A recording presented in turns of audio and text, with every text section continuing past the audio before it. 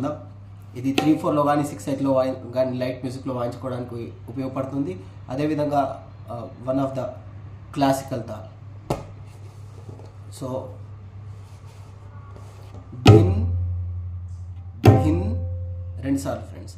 ధిన్ ధిన్ దా గే తి ర టి ట టు నా త త దా గే తి ర టి ట డి నా. సో ఎలా వాయించాలి?